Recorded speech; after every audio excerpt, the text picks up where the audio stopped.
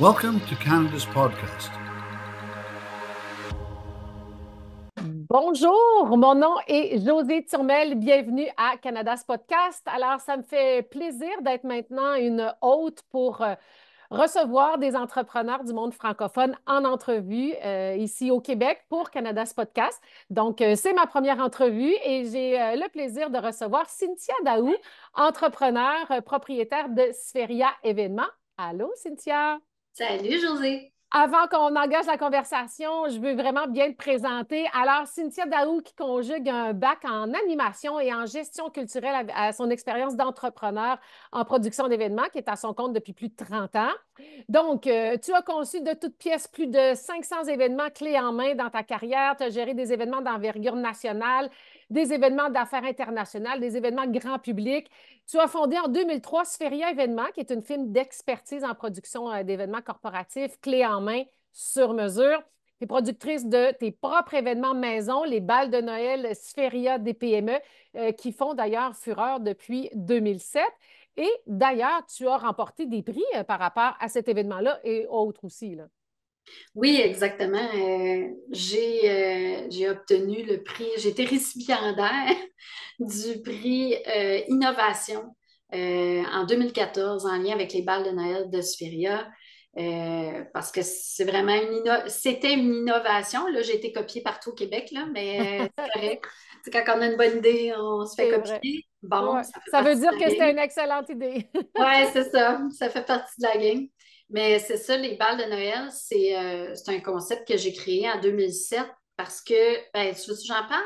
Ben oui, en fait, Oui. oui, parce que je voulais parler du fait que tu avais remporté ce prix-là. Comme entrepreneur, tu as aussi remporté le prix Jeune Entrepreneur en 2010. Oui, oui. Et Je me sentais pas trop jeune, là, mais tu sais, ça faisait déjà 7 ans que j'avais ouais, mon entreprise, mais quand j'ai gagné le prix Jeune Entrepreneur, c'était à la Chambre de commerce Terrasse de Blainville, Chambre de OK. commerce que j'étais impliquée depuis. Puis, j'étais vraiment, c'est vraiment le fun, là, tu sais, quand tu reçois ce genre de prix-là, j'avais fait un petit speech au micro là, sur l'entrepreneurship au gala quand on reçoit le prix. Puis j'étais Mhm. vraiment contente. Et tu es aussi impliqué dans le réseau M, le réseau Mentorat, depuis 2011, donc pour aider et inspirer des jeunes entrepreneurs aussi, c'est ça? Oui, exactement. Le réseau Mentorat qui est un peu partout au Québec, c'est des entrepreneurs qui mentorent, si on veut, le côté savoir-être. Tu sais, on Mhm. n'est pas des coachs, on ne coach pas personne, c'est vraiment le côté savoir-être avec des entrepreneurs qui sont jeunes en affaires, pas nécessairement jeunes d'âge, mais plutôt jeunes en affaires. Des nouveaux entrepreneurs. Oui. Et tu es également auteur, et ça, on va en parler un peu plus tard parce que tu as lancé ton livre Sorti du bois. Est-ce qu'on le voit bien? Mais j'ai un fond d'écran, mais on ne le voit pas bien. Ah, on vient de bien le voir. Alors oui, tu vas me parler des balles Spheria aussi dans quelques instants, mais avant, je veux découvrir la personne derrière cette belle entrepreneur. Cynthia, depuis que tu es toute jeune, tu es originaire d'Elgin, donc dans la grande région de Montréal. Ben, en campagne, tu étais une fille de campagne. Oui, Ouais, c'est sur le bord des frontières des des frontières. États-Unis. C'est Oui. ça. Donc, élevée sur une ferme, vraiment une fille de campagne. Mais depuis tout petite, tu étais une organisatrice, là. Oui, exactement. J'ai tout le temps été. Ma mère, elle me disait souvent que je planifiais les fins de semaine, je planifiais leur fin de semaine, je planifiais les soirées. Je voulais toujours savoir quand est-ce que quelqu'un arrivait, si on invitait des gens pour planifier le avant, qu'est-ce qu'on était pour faire avant qu'il arrive, quand il était pour arriver, comment on était pour les recevoir. J'étais comme OK. ça, j'avais 7 8 ans. J'avais un agenda avant que ça soit populaire, là, tu sais, un agenda que j'écrivais dedans. Ouais, J'avais un journal intime que j'écrivais tout le temps dedans, évidemment. Je planifiais tout. Ouais. c'est vrai. Et au secondaire, tu t'impliquais dans plein d'organisations d'événements aussi, là. Ah Déjà. oui, moi, j'étais impliquée aussitôt qu'on était comme un groupe, Mhm. soit en musique, soit la radio étudiante, soit peu importe, là, j'ai parti des groupes d'environnement pour prendre soin de l'environnement. Tu sais, aujourd'hui, on en parle de l'environnement comme si Mhm. ça fait partie de. Mais à l'époque, c'était nouveau, là. Tu sais, j'étais souvent instigatrice, euh, au devant tout le temps, partir des comités, puis être souvent nommée la présidente. Tu sais, c'était rare que je partais le comité, puis après ça, je laissais le rôle à quelqu'un d'autre. Souvent, on me donnait le rôle automatiquement.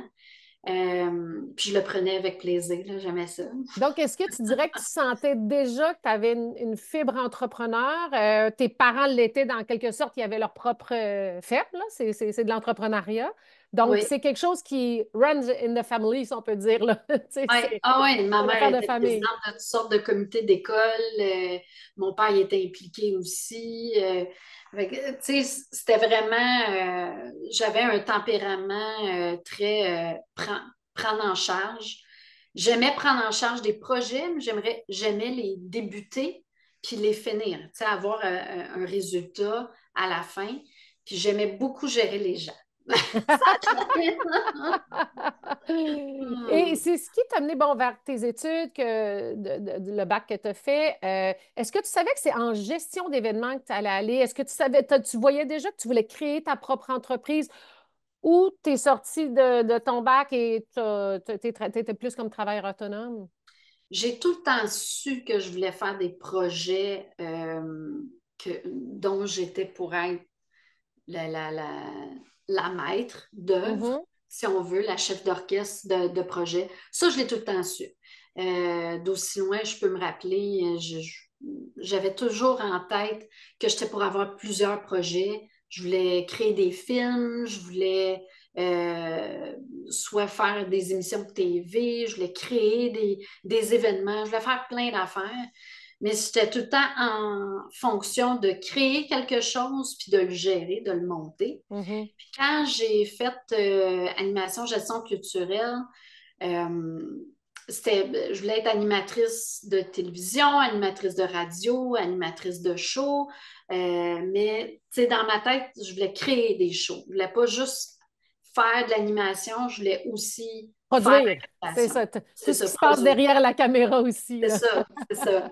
J'ai toujours été ultra critique dans pas nécessairement des émissions de TV, mais quand je regarde des films, mettons, là, des fois, on met ça sur pause, puis je dis, ah, tu sais quoi, moi, le personnage, là, j'aurais fait faire telle affaire, puis j'aurais mis dans le fond telle chose, puis tu sais, là, j'ai tout OK. le temps comme cet esprit-là. Ça, je l'avais jeune.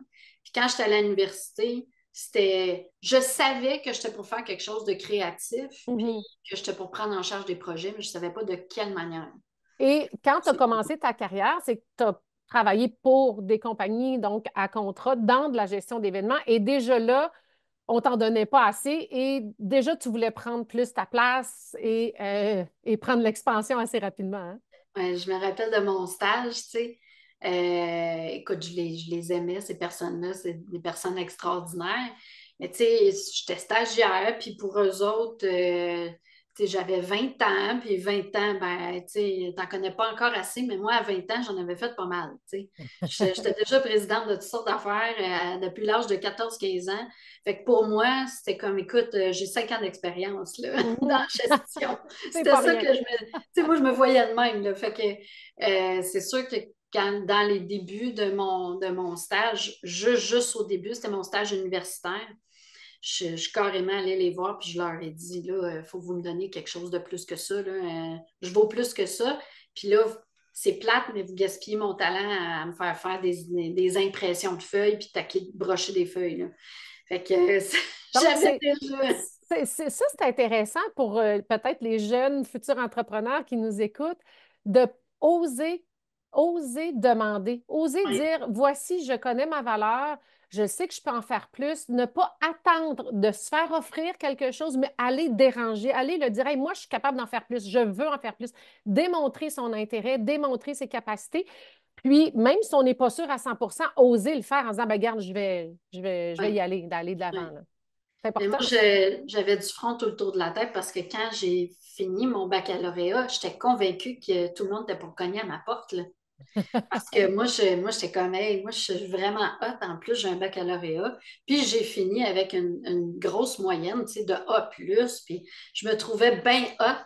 J'ai resté surpris que Que c'était pas ça, que c'est C'est toi pas qu'il de fallait même, ça marche.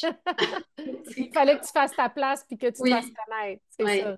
oui. Puis donc, tu as fait ça pendant quelques années. D'ailleurs, tu as travaillé très fort, tu t'es même épuisé et tu en es venu à créer ta propre entreprise Spheria événement en 2003. Comment s'est fait ce switch-là, là? Qu'est-ce qui a fait que tu es passé à une grosse étape de dire je crée ma propre entreprise?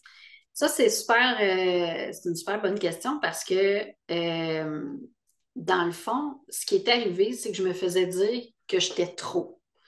Je me faisais dire, tu prends trop de place, tu veux trop ci, tu veux trop ça. Moi, je voulais vraiment, j'avais comme une image de comment on était pour gérer nos communications, le marketing. Tu sais, j'étais comme impliquée dans tous les éléments de l'entreprise dans laquelle je travaillais. Mhm, Puis j'avais un mot à dire sur tout, puis j'avais une proposition sur tout. Fait que là, je prenais trop de place, puis il voulait me dire, ben, on peut-tu, s'il te plaît, peux-tu te calmer 2 secondes, puis mhm, chaque personne a son emploi, puis on aimerait ça que tu prennes une place, mais pas de la place. Puis ça m'a roulé dans la tête parce que je me disais, OK, mais à ta minute, là, tu vas me dire que j'avais 27, 28 ans à ce moment-là. Tu vas me dire que rendu à 28 ans, faut que je sois pas qui je suis. mhm. Faut que je baisse mes standards ou que je sois pas vraiment qui je suis quand je me connais. Moi, dans ma tête, ça faisait déjà 10 ans là, je connaissais mes forces puis je savais où je m'en allais. Fait que j'ai trouvé ça tough. Puis ça a fait partie aussi du roulement. Tu sais, j'ai vécu de la difficulté avec un de mes patrons qui faisait de l'abus psychologique, que dans Mhm, le temps, en 2002, on ne connaissait pas ça vraiment, mais il faisait vraiment de l'abus psychologique, puis j'exagérais. Je voulais en prendre plus parce que c'était moi. En anglais, tu sais, on dit do or die, là. mhm, Moi, c'était ça, là. Tu sais, il fallait que je performe, puis il fallait que je montre justement que j'étais capable, puis j'en prenais beaucoup trop sur mes épaules. Avec la violence psychologique que je vivais, mais là, c'est sûr que ça, ça a bouclé le fait que j'ai fait un burn-out. Tu sais, ça c'est m'a ça. amené jusque-là. Mhm, C'était pas 3 mois, c'était pas 2 mois. Ça a pris 1 an pour se produire, puis même peut-être un peu plus que ça, parce que j'avais vécu plein d'affaires en même temps. Euh, puis quand j'ai fait le burn-out, ben, c'est sûr, après ça, j'ai fait une dépression majeure parce que quand je suis revenue au bureau pour reprendre mon travail, mhm. il me traitait comme si j'avais perdu 75% de mon cerveau puis que je n'étais pas capable de travailler. Tu as vu qu'il y avait Parce- beaucoup de préjugés par rapport Oui, au burn-out à ce moment-là, oui, et même à la dépression, là. oui. Ben, même moi, j'avais des préjugés là-dessus avant d'en faire Ouais. un. Tu sais. Ouais, c'est ça. Avant d'en faire un, j'étais comme, oh, ben là, tu sais, la personne, voyons, tu sais, oh, moi, je suis capable de travailler, pas de problème. Mais tu sais, c'est pas ça. C'est pas juste des heures, c'est un melting pot de, Mhm, de fatigue émotionnelle, fatigue psychologique, mhm. fatigue corporelle qui a amené au burn-out. Puis quand je suis revenue au travail, puis qu'on m'a dit, tu ne feras pas le métier que tu veux faire, on ne peut pas te donner cette place-là. À la place, on va te donner quelque chose de. C'était vraiment très réductif, là. Mhm. Ben là, je tombais en dépression. Parce que de me faire dire que je ne pouvais pas faire mon Mhm. travail, C'est ça euh, qui t'a tué, dans le fond. c'était pire, là. Ben, qui t'a tué, qui t'a mis à terre et Oui, tu t'en es sorti d'une façon exemplaire, avec un gros travail sur toi-même. Puis d'ailleurs, tu racontes toute cette belle histoire dedans. J'essaie de le montrer pour qu'on le tu voit. dirais non? Ouais, parce que moi, avec mon fond d'écran, on voit pas grand-chose. Bon, OK. Sorti du bois, qui est sorti en 2009. On va en parler tantôt, mais et que tu as vécu au début des années 2000, comme tu viens de raconter. Et que ce livre-là, maintenant, donne plein d'outils super concrets pour aider les gens qui veulent s'en sortir en travaillant sur eux personnellement. Mais avant qu'on aille là-dessus, Sphéria événement, tu l'as lancé après t'être sortie de ta Oui, dépression? OK, oui. en 2003, c'est ça. En 2003. Dans Mais le là, tu sortais fond, avec, tu dis, bon, je pars mon entreprise. Est-ce que nécessairement, tu avais besoin de fonds financiers? Est-ce que tu avais besoin d'associés? Ou tu as dit, bon, moi, je pars ça tout seul et go, on va de l'avant. Comment ça a commencé, Sphéria? ben, dans le fond, je dirais que à travers mon travail de développement personnel, justement, durant ma dépression, j'ai fait beaucoup, beaucoup, beaucoup de travail sur moi, sur qu'est-ce que je voulais, dans quoi je voulais me reconnaître. C'est là que j'ai réalisé que je n'étais pas une bonne employée, que je devais partir mon entreprise. Mhm. Si je voulais faire les choses à ma manière, Ouais. puis avec le front que j'avais, sans me faire dire, ben, t'es trop ci, t'es trop ça, tu prends Mhm. trop de place, je me suis dit, OK, mais si je pars mon entreprise, je prendrai pas trop de place parce que ça va être la place que je vais Ça va avoir être- besoin de prendre. C'est ça. Puis il n'y a personne qui va me dire, hey, arrête de vouloir gérer ci puis vouloir gérer ça. Mhm. Ça va être ça, mon entreprise. Je vais faire de la gestion. Puis en plus, ce que je tripais dessus, c'était tout le côté créatif et artistique des événements. Le corporatif me faisait triper. Les mariages ne me faisaient pas triper. Moi, c'est Mhm. pas les mariages qui Ça, c'est m'intéressent, vraiment pour entrepreneurs, c'est du événements pour corpo. entrepreneurs, pour Ouais, corpo, les PME aussi. ouais. Est-ce que tu as dû, financièrement, tu pouvais partir ton entreprise comme ça? Est-ce que ça a été un gros défi de... Le défi, ben, j'avais 400 $. C'est vrai? 400 pièces, un bureau tapé avec du tape, puis un vieux ordinateur. Puis Donc, tu es parti avec, dans le fond, avec avec ton rien. énergie à toi. Ouais, ah oui. OK. Puis, écoute ça, il faut que je te raconte ça. Dans les premiers contrats que je suis allée chercher, euh, c'était Ford du Canada. Je le dis parce qu'on en a Mhm. déjà parlé avec eux autres. Ma caméra est un peu brouillée, hein? Ça se Ah, peut-tu? là, ça va, c'est bon. OK. C'était Ford du Canada. Puis ce que j'ai fait, c'est parce que aujourd'hui, je suis beaucoup plus posée que ça, mais dans le temps, j'étais très frondeuse, là. Je suis allée les voir, je suis allée les rencontrer, puis je leur ai dit, je vous garantis le succès de votre événement si vous me le mettez entre les mains. J'avais déjà une assurance parce que, tu sais, j'avais déjà fait des événements, j'avais déjà organisé plein d'affaires. Fait que pour moi, Mhm. c'était pas très loin, c'était leur gala annuel pour les concessionnaires. Puis dans ma tête à moi, tu sais, Mhm. je connaissais mon affaire, tu sais. En tout cas, puis, tu sais, j'avais quand même 29 ans dans ce moment-là. Fait que, tu sais, j'avais quand même de l'expérience de vie. Depuis l'âge de 17 ans que j'étais en appartement. Fait que j'avais géré ma bosse, si on veut.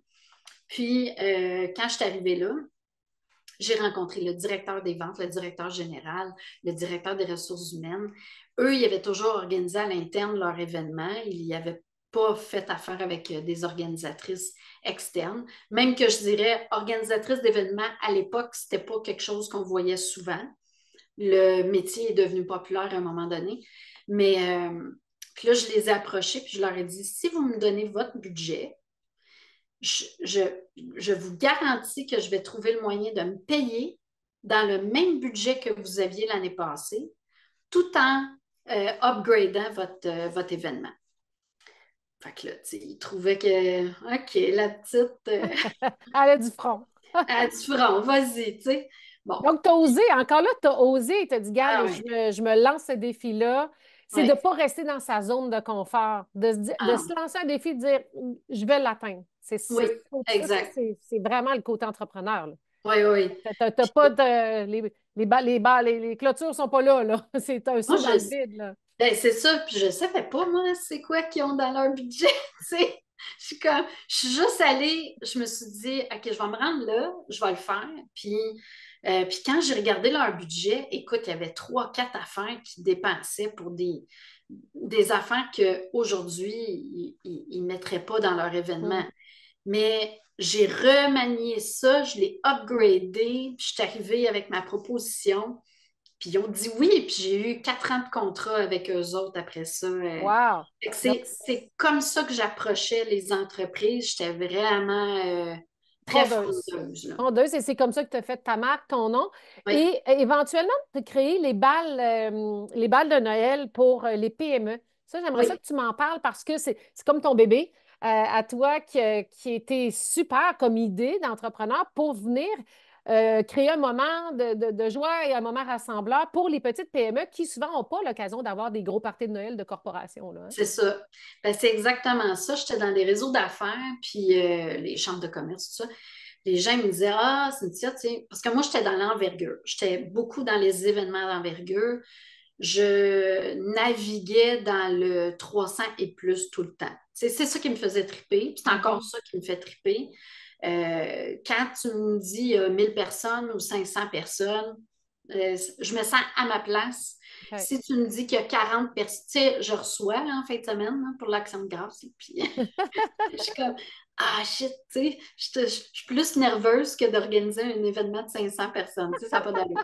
Mais bon, tout ça pour dire que, dans le fond, moi, j'étais beaucoup dans la virgule, fait que les gens ils me disaient, ah, Cynthia, tu sais, nous, on est 15, on est 20, on est 30 pour notre party de Noël, on ne sait jamais quoi faire.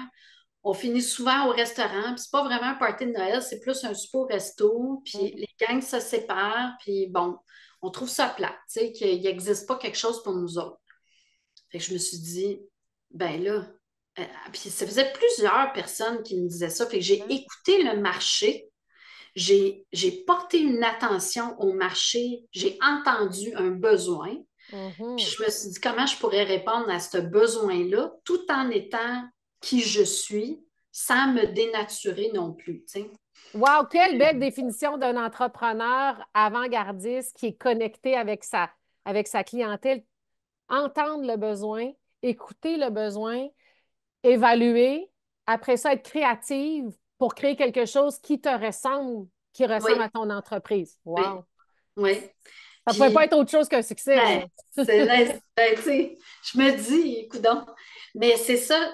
Puis je me disais, OK, moi, ce que je veux offrir, c'est un clé en main, comme j'offrais à mes clients. Mhm, Je voulais faire en sorte que les entreprises vivent un clé en main, même mhm, si c'est des petites entreprises qui ont pas, qui ont pas la chance de vivre ça mhm. habituellement. Je me suis dit, je vais rassembler plusieurs petites PME dans la même salle. Puis je vais créer un gros party, 400, 500 personnes. Puis il va y avoir plusieurs petites PME, puis on va le personnaliser pour qu'ils sentent qu'ils ne sont pas dans un gros gymnase, mais que c'est Mhm. plutôt personnalisé, même s'ils sont plusieurs entreprises différentes. Fait que c'est comme ça qui est devenu les balles de Noël. La première édition, j'avais 400 personnes à Laval. Au début, on m'avait dit que ça ne marcherait pas. On m'avait dit, ouais, je ne suis pas sûre que les entreprises vont vouloir se mêler aux autres. Ouais. Puis moi, je me disais, ben, je fais déjà des événements avec Bombardier. Il y a 2000 personnes. Les 2000 ne se connaissent pas. Mhm.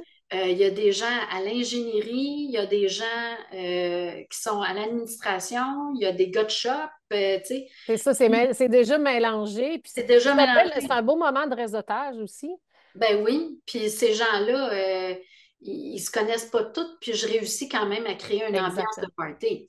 Puis je me suis dit, je vais créer la même chose, mais on va offrir un clé en main. Comme ça, les gens achètent un prix de billet par personne, ils réservent leur table, puis nous autres, on s'occupe de tout. On s'occupe de l'animation, de la gestion, le traiteur, la bouffe. C'est vraiment. Eux, ils y arrivent puis ils ont du fun, c'est tout. C'est Et ça. vois-tu, il y a un élément que tu ressens qui est important, c'est que quand on arrive avec quelque chose de nouveau qui n'existe pas, qui est une création de ton esprit, puis c'est même aussi au point de vue de la vie personnelle, les gens autour de nous, puis c'est pas pour mal faire, c'est comme pour essayer de nous protéger. Tout de suite, c'est les peurs, hein? Oh non, Oui, ça ne marchera pas. Oh non, je pense pas. Parce que chacun arrive avec sa peur. On le vit dans notre vie personnelle comme on le vit comme entrepreneur aussi.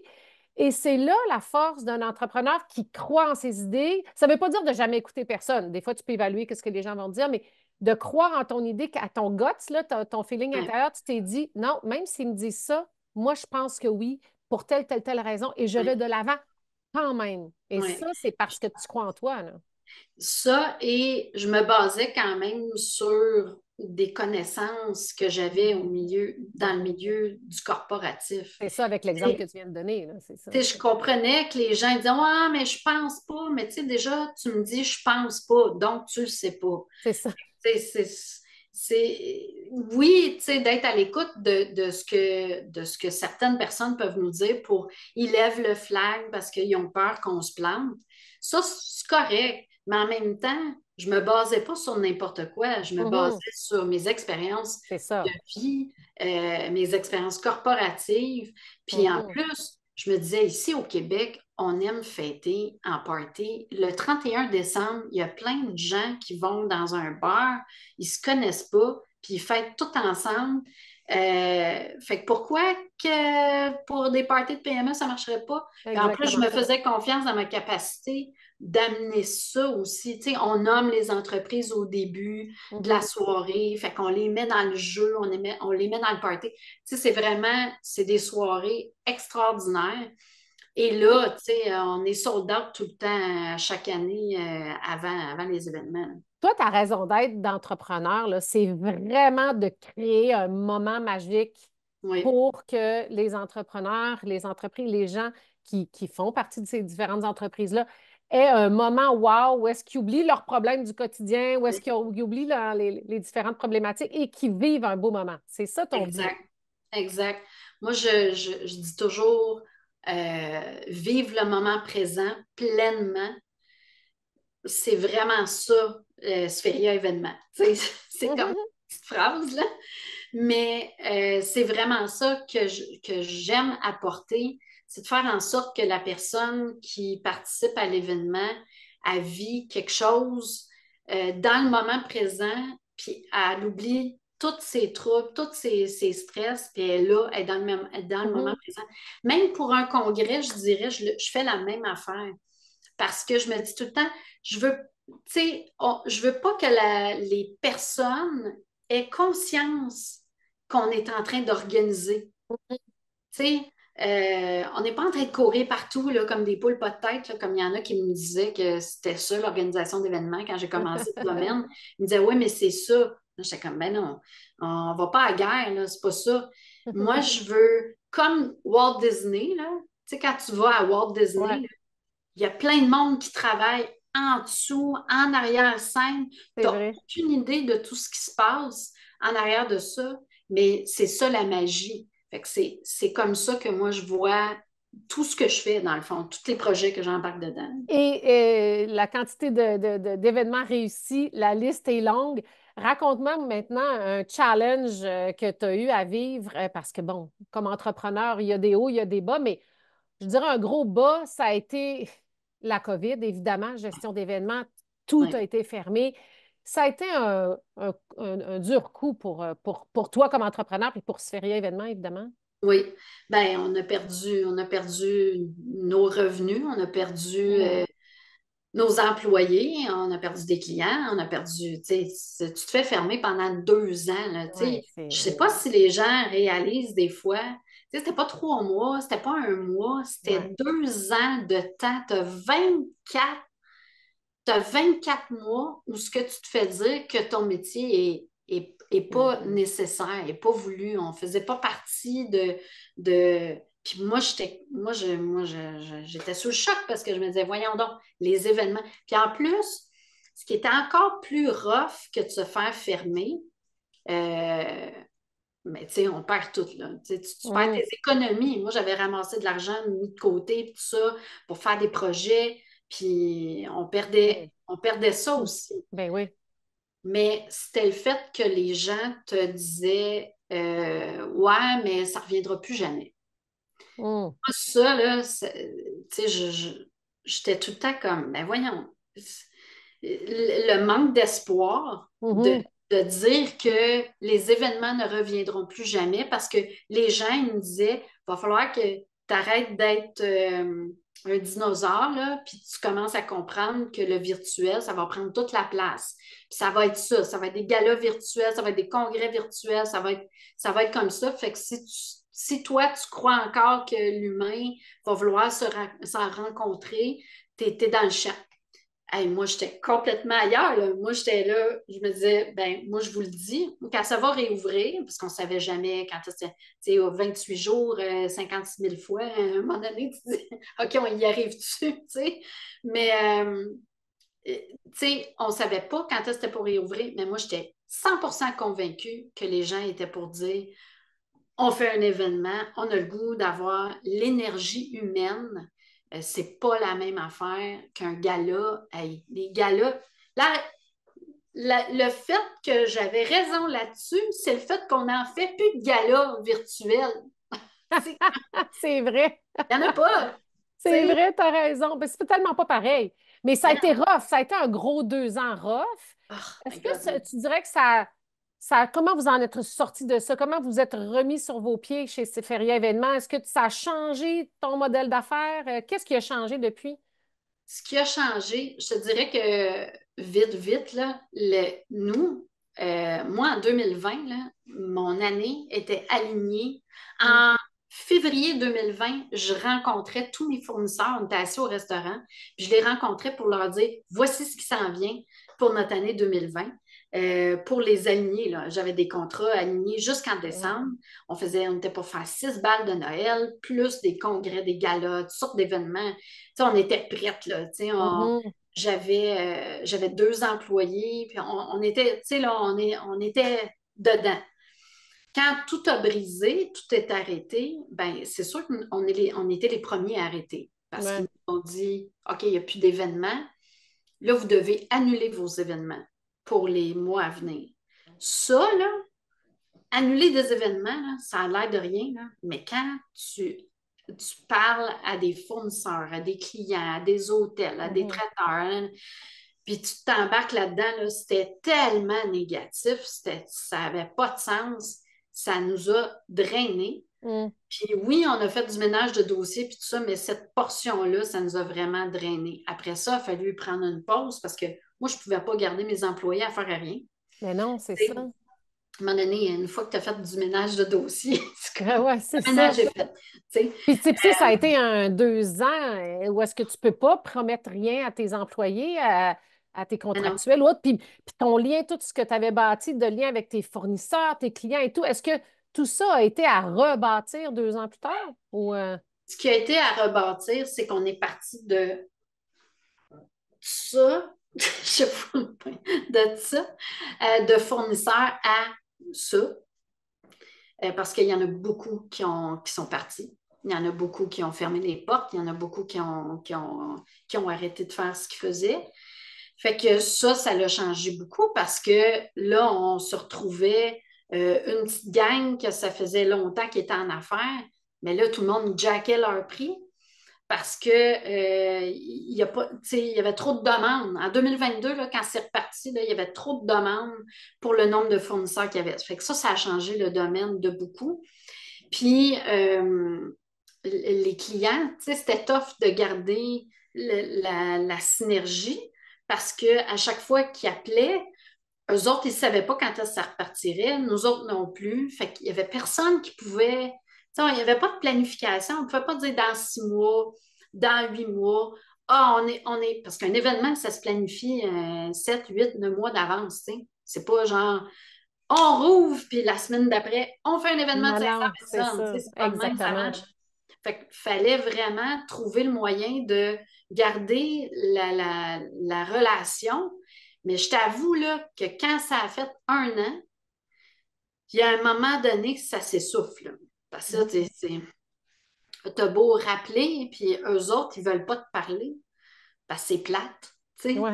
Tu parles à quelqu'un qui peut pas faire son métier. Tu sais, Mm. fait que c'était vraiment bizarre comme moment. Puis oui, j'ai eu des moments où ce que j'ai mis le genou à terre puis j'ai fait OK, là, je fais quoi, là? Tu sais, parce que moi, j'ai bâti de quoi, là? Mhm. Là, tu le vois s'éteindre, puis tu n'es pas responsable.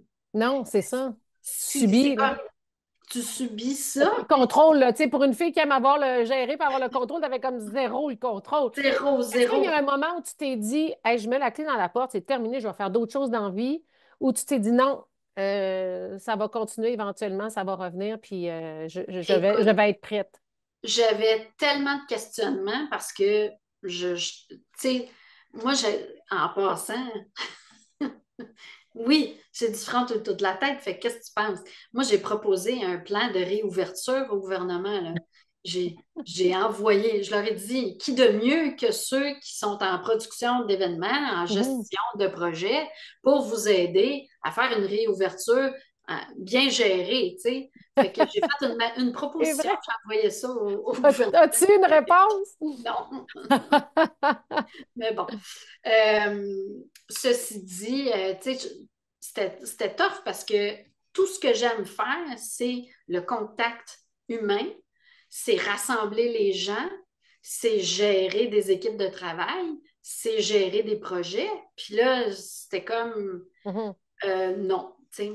Fait que c'est pour ça que, tu sais, le livre qu'on parlait tantôt, Sorti du bois, j'avais commencé à l'écrire en 2019. Puis quand je voyais que les choses n'avançaient pas, puis que ça roulait pas, qu'on ne revenait pas là, à un événement, à un moment donné, je jasais avec mon chum, je dis là, je ne sais pas quoi faire parce que moi, tu sais, non, je sais pas. Fait qu'à un moment donné, il m'a dit, ben, fais juste continuer à écrire ton livre, tu sais, lance-toi là-dedans, coudonc. C'est ce que tu as fait d'ailleurs. C'est ce que j'ai fait. Puis Ouais. d'ailleurs, les trucs que tu donnes dans ce livre-là, bien évidemment, tu les avais intégrés depuis 2003 quand tu avais fait 2002, Ouais. dans début 2000, quand tu as fait ta dépression.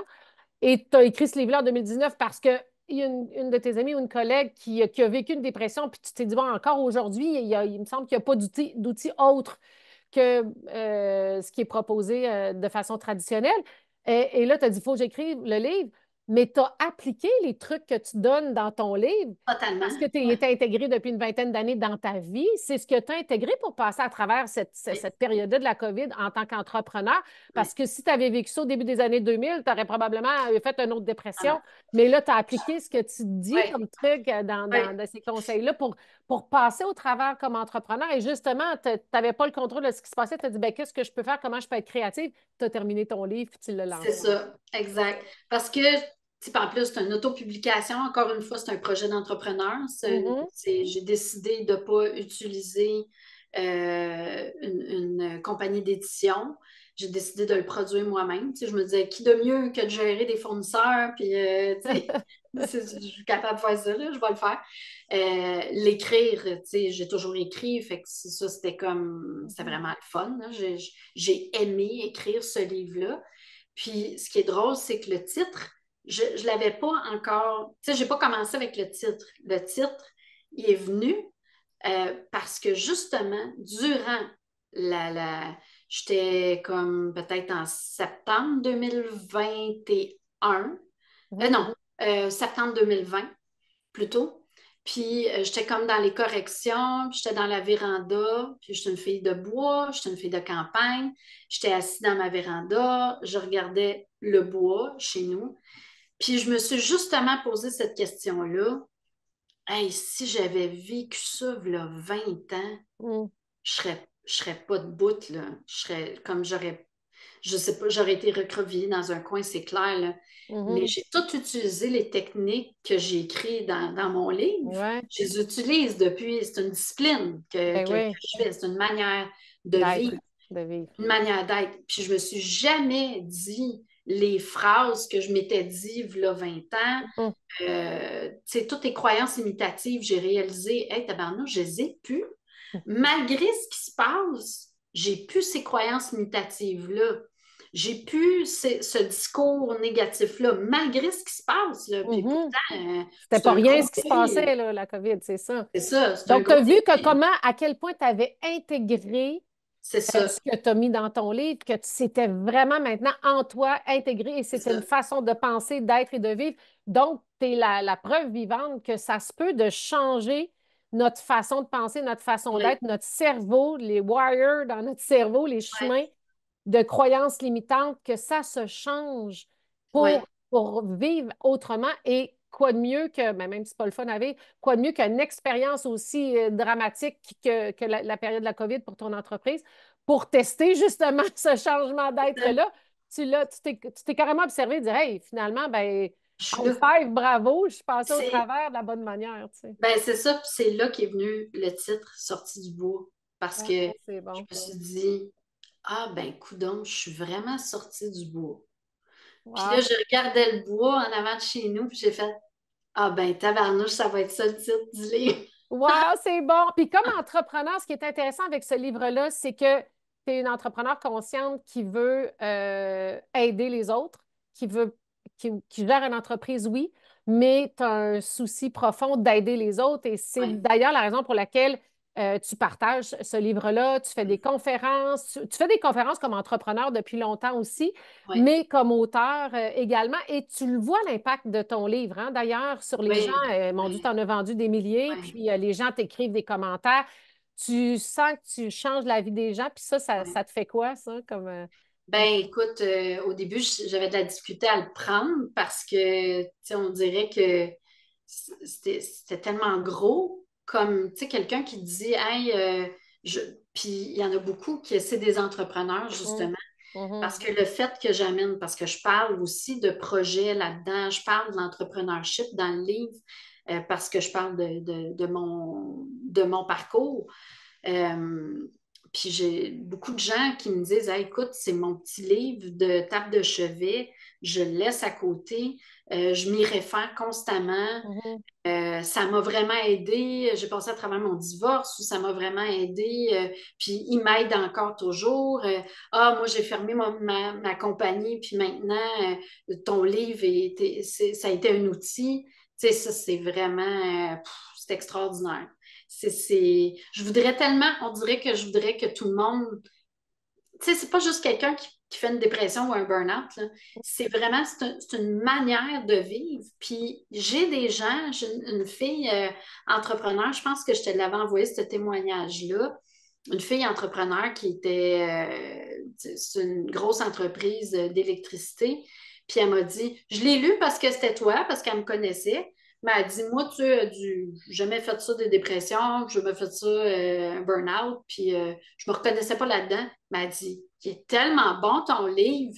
Elle dit ça, tout le monde devrait lire ça, tu sais. Je trouvais ça. C'est vrai, tout à fait. Pas besoin d'attendre d'être en burn-out ou en dépression Mais non, pour développer des trucs pour ne pas se rendre là, c'est ça, justement, travailler en exact. prévention parce que tu travailles beaucoup, tu parles beaucoup de neurosciences, tu donnes plein de références aussi, de ressources de livres, de d'autres choses qu'on peut lire en plus. Mais ça, c'est un livre de chevet super intéressant parce que tu as vraiment des trucs concrets, des choses à faire concrètement pour changer notre façon d'être. Et ça peut se faire à tout moment quand ça va bien aussi C'est pour être ça. sûr de ne pas se rendre vers là. Non, c'est vraiment wow. Puis, dans ta carrière d'entrepreneur, ben, cette branche-là d'auteur, conférencière, je pense qu'elle va se développer Ouais. encore plus.